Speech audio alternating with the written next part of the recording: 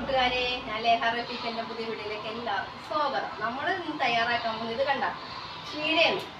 നമ്മളുടെ വീട്ടിൽ ഞാൻ സ്വന്തമായിട്ട് ഉണ്ടാക്കി വലിയ ഒരു തടം വെട്ടി നട്ട് പിടിപ്പിച്ച ചീരയാണ്.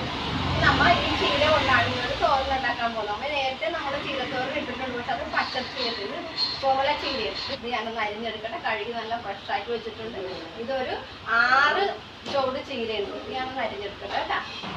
ഇത് ഇല വേറെ തണ്ട് വേറെ ആയിട്ടാണ് എടുക്കേണ്ടത്. പക്ഷെ ഇപ്പൊ ഞാനിതൊന്നും ചെയ്യുന്നില്ല. ഇപ്പൊ നമ്മളിത് മൊത്തം അങ്ങോട്ട് അരിയണം. പക്ഷെ നല്ല ഇതിനകത്ത് കളയാൻ പറ്റിയ ഇല ഒന്നുമില്ല, നല്ല ഇലയാണ്. ഇല്ല ഒരു പുഴുവുള്ള ഇല പോലും ഒന്നുമില്ല. നമുക്കിത് ചെറുതാക്കി അരിഞ്ഞെടുക്കാം.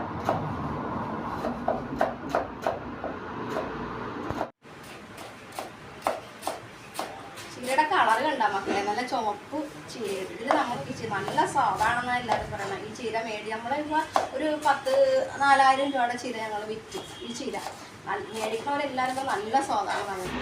അപ്പോൾ നമ്മുടെ ചീരയൊക്കെ ചേച്ചി അരിഞ്ഞ് വെച്ചിട്ടുണ്ട്.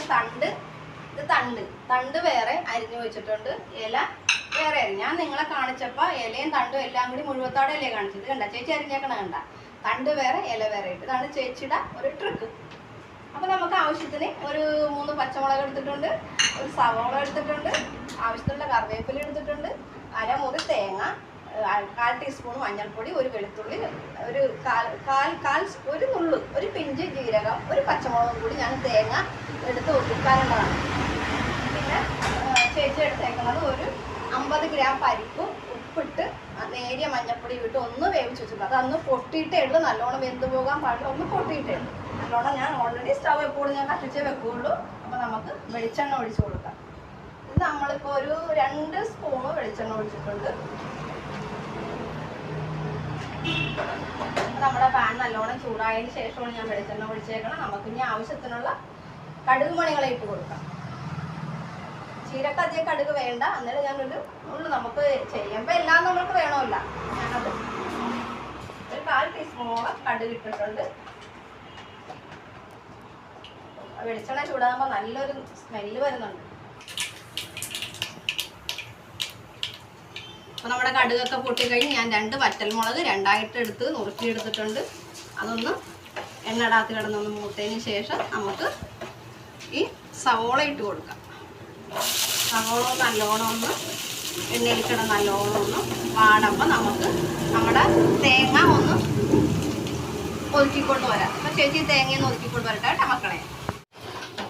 അപ്പോൾ നമ്മുടെ സവാളയൊക്കെ നല്ലോണം വാടിയിട്ടുണ്ട്. നമുക്കിനി ആവശ്യത്തിനുള്ള ഉപ്പ്, ഓൾറെഡി ഞാൻ പരിപ്പിന് ഉപ്പിട്ടിട്ടുണ്ട്. അപ്പോൾ നമുക്ക് തൽക്കാലം ഞാനൊരു 1/4 ടീസ്പൂൺ എടുത്തിട്ടുണ്ട്, അതിൽ നിന്ന് കുറച്ച് മാറ്റിയിട്ടുണ്ട്.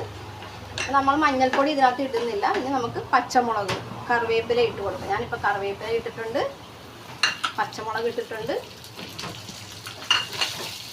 നമുക്ക് നമ്മുടെ ചീരയുടെ തണ്ട്, അരിഞ്ഞ് വെച്ചിട്ടുള്ള ചീരയുടെ തണ്ട് ഇട്ട് കൊടുക്കാം. അത് എണ്ണയിനകത്ത് കിടന്ന് നല്ലോണം ഒന്ന് വഴറ്റിയതിന് ശേഷം ഒരു ചെറിയൊരു വേവ് വേണം. ഇത് തണ്ടിട്ടേ അധികം ഇത്തിരി വേവുണ്ട്. അപ്പോൾ ആ വേവൊന്ന് വേണം. ഇത് പെട്ടെന്ന് തയ്യാറാക്കാൻ പറ്റിയ ഒരു ഇതാണ്. ഇപ്പോൾ എല്ലാ വീടുകളിലും ചീരയുടെ സീസണാണ്. ചീരയുണ്ട്. നമ്മളുടെ വീട്ടിലിപ്പോൾ മോളുടെ കല്യാണത്തിന് നമ്മൾ പറമ്പ് ക്ലീൻ ചെയ്ത കാരണം നമ്മൾ അവിടെ കൃഷി നടത്തുന്നുണ്ട്. ചീര, കപ്പ, മത്ത, പാവയ്ക്ക എല്ലാ സാധനവും ചീരത്തണ്ടൊക്കെ ഒന്ന് വാടിയിട്ടുണ്ട്. നമുക്ക് ഇതിനകത്ത് നമ്മുടെ ചീരയുടെ ഇല ഇട്ട് കൊടുക്കാം.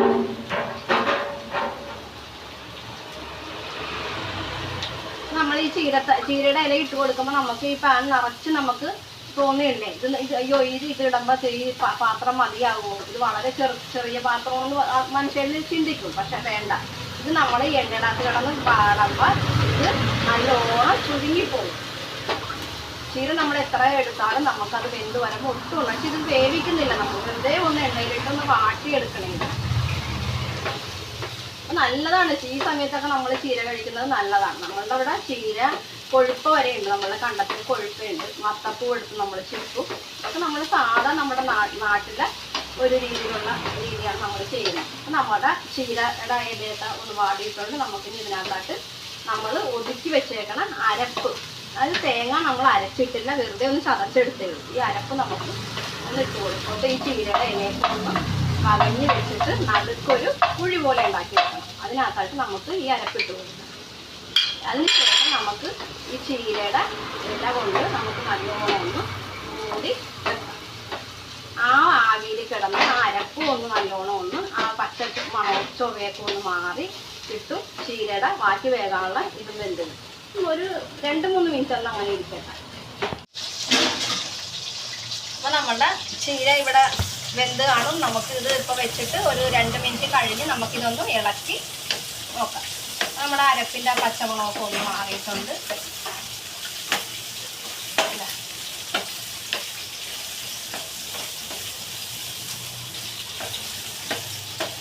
നമുക്കിതിനകത്തായിട്ട് നമ്മുടെ പരിപ്പ്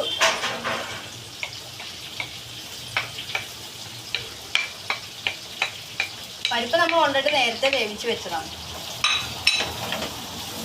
പിള്ളേർക്കൊക്കെ വളരെ ഇഷ്ടപ്പെടും. നല്ലൊരു കറിയാണിത്. പെട്ടെന്നൊക്കെ നമ്മളുടെ വീട്ടിൽ എപ്പോഴും ചീരയൊക്കെ എന്നൊക്കെ പറഞ്ഞാൽ നമുക്ക് സീസൺ വർക്കല്ല. എപ്പോൾ വേണമെങ്കിലും നമുക്ക് ഒരു ചൂട് ചീരയൊക്കെ നമുക്ക് ഉണ്ടാക്കിയെടുക്കാം. ഇപ്പം ഈ ചീര അല്ലെങ്കിൽ നമുക്കൊരു കൊഴുപ്പാണെങ്കിൽ ഒരു മുരിങ്ങയിലാണെങ്കിൽ ഇതേ രീതിയിൽ ഒരു പരിപ്പൊക്കെ ഇട്ട് നമുക്ക് പെട്ടെന്ന് തയ്യാറാക്കാൻ പറ്റിയ ഒരു റെസിപ്പിയാണിത്. നമ്മൾ കറിയൊന്നും അന്വേഷിച്ച് നടക്കണ്ട. നമ്മളുടെ വീട്ടിൽ തന്നെ നമ്മൾ നോക്കിയാൽ നമുക്ക് കറിക്കുള്ള കാര്യങ്ങൾ കിട്ടും. എന്തെല്ലാം പച്ചക്കറികൾ പച്ചയിലകൾ നമ്മളുടെ വീട്ടിലുണ്ട് നല്ല നല്ല, അതൊക്കെ നമുക്ക് പെട്ടെന്ന് ഈ രീതിയിൽ തന്നെ നമുക്ക് ഉണ്ടാക്കിയെടുക്കാൻ പറ്റിയ ഒരു ഇതാണ്. അപ്പം നമ്മൾ കാണിക്കുന്ന ചീരയും പരിപ്പാണെങ്കിൽ നമുക്ക് എല്ലാം കൊണ്ടും നമുക്കിത് ഉണ്ടാക്കിയെടുക്കാം. നമ്മുടെ ചീരയും പരിപ്പ് ഇവിടെ റെഡി ആയിട്ടുണ്ട്. അപ്പം നിങ്ങളെല്ലാവർക്കും ഈ വീഡിയോ ഇഷ്ടപ്പെട്ടെങ്കിൽ നിങ്ങൾ ലൈക്ക് ചെയ്യുക, സബ്സ്ക്രൈബ് ചെയ്യുക. നിങ്ങളുടെ അഭിപ്രായങ്ങൾ നിർദ്ദേശങ്ങൾ നിങ്ങൾ കമൻറ്റ് ബോക്സിൽ ഇടുക. നിങ്ങൾ എൻ്റെ വീഡിയോ എപ്പോഴും പുതിയ വീഡിയോകൾ കാണുമെങ്കിൽ ആ ഒരു സൈഡിലൊരു മണിക്കൂട്ടനുണ്ട്. ആ മണി ഒന്ന് ക്ലിക്ക് ചെയ്തെങ്കിൽ നിങ്ങൾക്ക് പുതിയ വീഡിയോകൾ കാണാനെപ്പോഴും മക്കളെ. അപ്പം നമുക്ക് മറ്റൊരു ദിവസം മറ്റൊരു വീഡിയോയുമായി കാണാം. അപ്പം ഞാൻ സ്റ്റവ് ഓഫ് ആക്കി. ബൈ.